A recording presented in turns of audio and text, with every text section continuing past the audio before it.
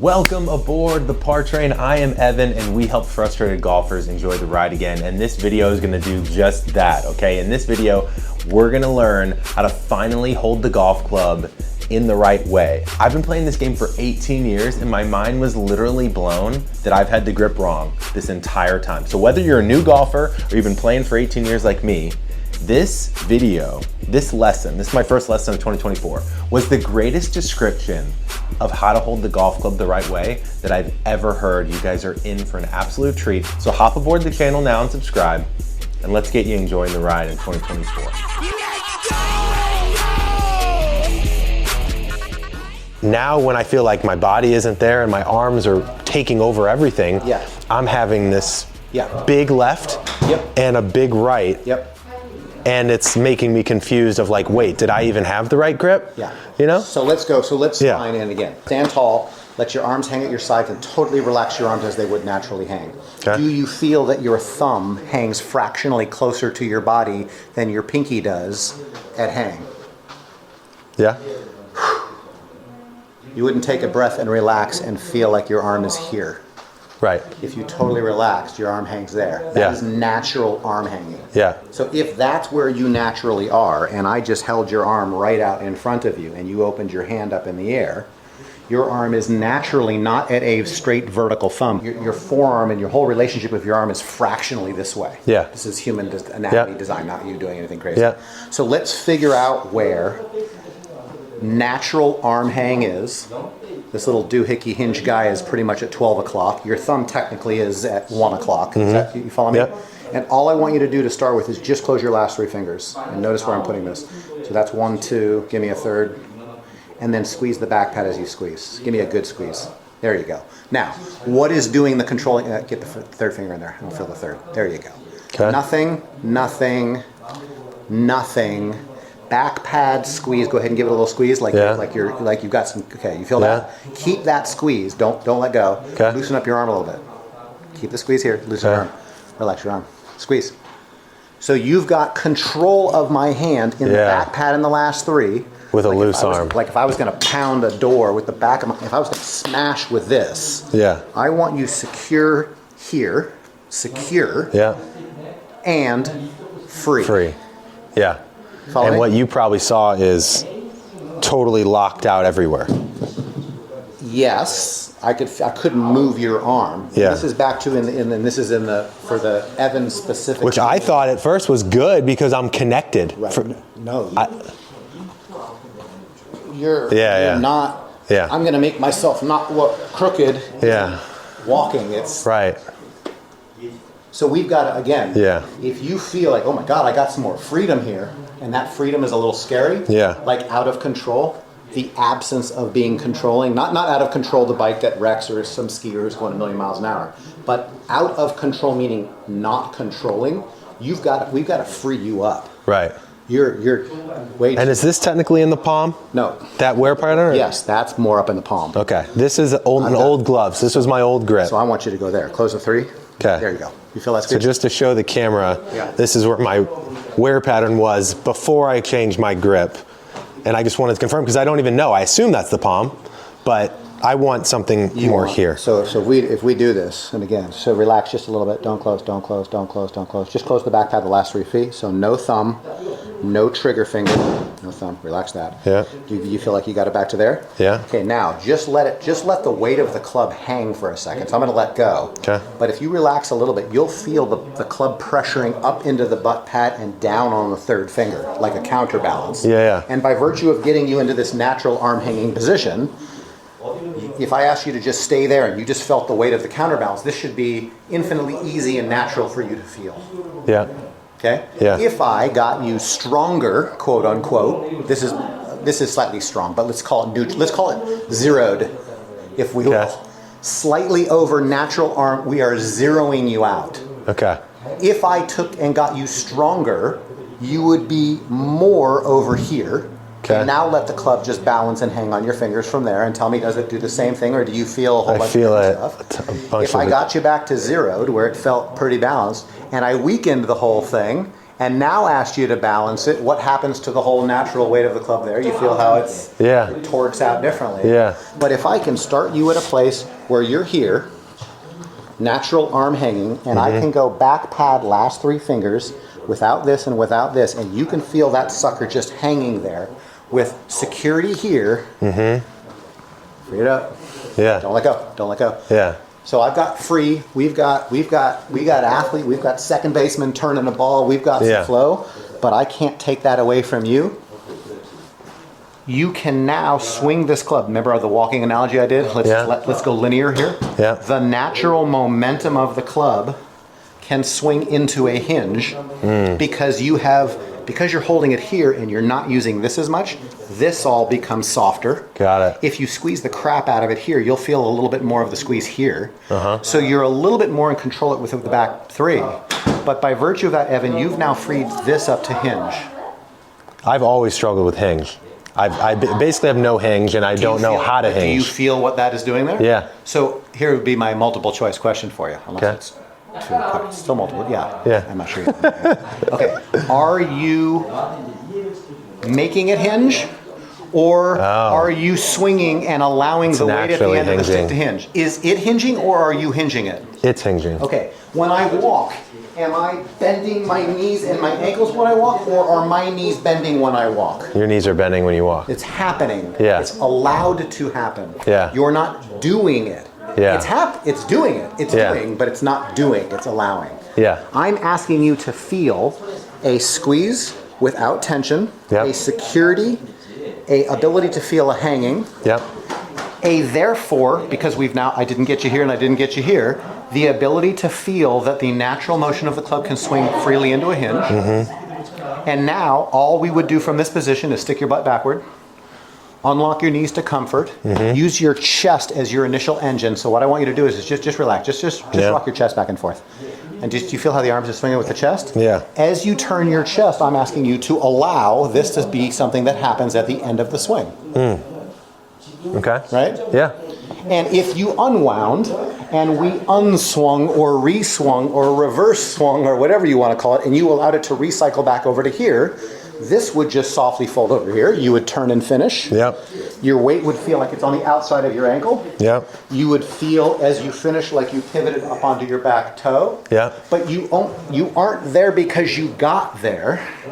You're there because the momentum of you swinging the club freely was allowed to fold up here. Think of a roller coaster or a kid on a swing set. You know how it has that moment of pause? Yeah. And then the re-swing, reverse swing, swings itself over to there. Yeah. I've heard Justin Rose. Facilitating emotion. I've heard Justin Rose describe the backswing like a going up the roller coaster. Tick, tick, tick, tick, tick, and then drop. Yeah. So do you feel where that is in your hand now? Yeah. And if you held it at your side, stand face forward for a second and just go to there with no thumb and no trigger finger, but squeeze the back pad. Yeah. Do you feel how your arm is kind of in a natural arm hanging position? Yeah. If I put you here, that's a weaker grip. Do you feel what happens to your arm? Yeah. If I put you here, that's a stronger position. Yeah, I get a lot more tension here. You get a lot more tension. Yeah. But if you are letting your arm hang as naturally as it possibly can, and with the help of somebody else, I put it in the back pad in the last 3 fingers, you should be able to feel like, oh my God, it hangs there naturally. Yeah. And if you kind of swung it straight up in the air vertically from there, do you feel how the hinge would happen? Yeah. No, you didn't do it, but it occurred. Yeah. Well, you know what's funny is for someone that's Is this all different? Yeah. Okay, so here, then let me just call a quick time. Yeah. In this little thing we've done with your left hand. Yeah. When you're able to do this by yourself, can Evan, Yeah. on his own, find natural arm hang, grab the club with the back pad and the last 3 fingers, hold the club, this is you by yourself, there's no one else but you. Yeah. If you can re-achieve this exact set of positions every single time without me or Brett or Dr. This is or whatever, if you can do that yourself, then you have earned the right to have access to a free swinging natural hinge. If I am walking on a hike and I can get my knees and toes pointing forward and my elbows back and my hands forward, and I can relax enough and remember how they swing, I could walk well. Right. But if tomorrow I did this, and then this, and then this, and then this, all bets are off. Right. Your job is just to simply do that every single time. Well, I will say, for someone that had... Because you have to. Yeah. If you want to walk. Right. Okay, does that? It does. I think the big takeaway so far, foundation one. The thing that's kind of an aha moment is for someone that had no guidance, so probably the person watching, right? Assuming they're trying to fix things themselves. For someone that had a weaker or a weak left hand grip, meaning you have a wear pattern in the palm of your glove. That's a good sign of it, right? Yeah. For someone that's trying to feel it in your fingers, that was a very foreign thing to me. Yes. And I'm like, I don't even know how to do that. But to feel that it's my 3 fingers and not my index and my thumb, it kind of does that on its own. Yes. So that's the first time I've actually learned. Adam Scott, and you can you'll pour these through. I'm noting the Adam Scott. I told this to my co-host. Adam Scott in the history of it. He says I'm like trying to be like Adam Scott now. He does no trigger finger. He's got. You can see him finding and feeling back pad last 3 fingers. Got it. You can watch it as a fundamental of where he's at. I'm guessing he's trying to create I want to feel that, and you don't need the thumb and the trigger finger to find it with your left hand. Yeah. You don't need them. In fact, they're not there because they're not a part of the initial feel of what goes on there. They're ancillary. Yeah. They'll be there. You'll put them on, but they're not. That's not what's gripping the club. What's gripping the club is the last 3. Okay. That's interesting. Okay. Foundation 1. Foundation 1. Okay. So stay there. Foundation number 2, and we can negotiate a few of these things as we go. But you've got that feel. Drop the thumb, curl it up. Do you notice now with your Golf Pride logo that your thumb is a little bit more at 12:30 or 1 o'clock? Your thumb is not vertical on the club. It is a little bit over. Yeah. That's zeroed. Okay. If I'm calling instead of strong and weak. Okay. Okay.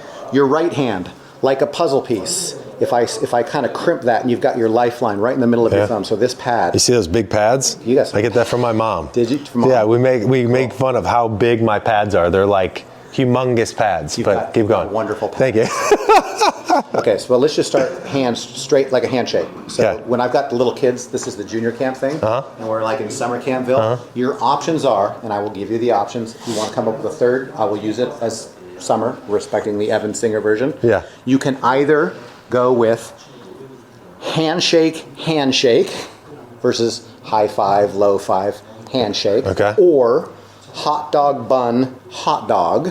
Yeah. And the hot dog fits right inside the bun, and you just go right to there. Oh, wow. Do you see that? I used to put it here, and I'm like, I don't know how to hold with the thumb there. Okay. This is so crazy. Handshake. Never even knew the grip, right? Or hot dog, left thumb. Hot dog bun, put it right to the side. Now when you do this, don't let the pinky do anything. I want you to focus more on these 2 fingers, here. So if I just get you to the handshake and these guys curl under and your thumb falls over, the right hand sensation is more everything but the pinky feels dexterous. Imagine if you were holding a rope or if we were going to duel, whatever it's called. The sword fighting? Sword fighting thing, but if you were going to duel, I want you to feel dexterous on the club with these 2 fingers and these, oops, let's stay right to the side. Hold on. Yep. Okay. Yep. Just right to the side, and then just curl them under. Yeah. Okay. There you go. So you will feel now like this part of your hand is holding a rope or a dueling thing. This isn't doing a whole lot. It's just looping. Okay. This guy, remember, shouldn't be doing a whole lot because you had more of the core back here. Yeah. So this guy's kind of chill. This guy's kind of chill. They just kind of hang out together. This right hand now feels much more like it's the upper 4 fingers. Okay, so my ring finger, middle finger, index, thumb. Everything but the pinky. Everything but the pinky. Okay. The top 4 now feel dexterous, like you are holding the stick with the upper 4. Got it. You'll feel much more dexterous here. Yeah. You feel that? Yeah. It's to the side of the club. This chills out. This chills out. Basketball, do you use some basketball? Not as much? Not as much. We'll go but into it obviously I've played pickup. I'm ready to shoot a basketball, and I'm at this point right here. Soft right shoulder, soft right elbow. So I'm not in geek outville. Right. If you baseball, if I'm getting ready to throw a pitch and I'm right to here, soft, relaxed. Yeah. It's not tense, locked. Right. So I would love for you here, by virtue of now having this and being a little over, you might feel a little bit like, ooh, I've got some up in my left shoulder, I've got some straight in my left arm, and by virtue of this going to the side, you might have some soft and some soft. Comparatively, that setup, you might feel a little bit more like you got more air in the left tire and a little bit less air in the right tire. Yeah. You feel that? Yeah. I've never felt so much control of the club with both hands. Okay, good. I think. Yeah. I hope. We'll find out. And also, just to see, since you couldn't see, Josh was showing me basically the hot dog, to show them this angle, is between my large pad. There's this guy right there. That space fits up against to my thumb. Right. Yeah. Basically. And Okay. if you face the camera even in that way, you would see that, before you take that hand off for a second. Yeah. If we just went to there, the left thumb is slightly over the top of the club. So the golf pride kind of goes into the angle that Oh, yeah. Yeah. And if I went right hand in that exact thing, the right thumb will naturally fall on the other side of the golf pride. Oh, interesting. Okay. So you're kind of never on 12 o'clock. 12 Yeah, yeah. o'clock kind of sits in between. Got it. Okay.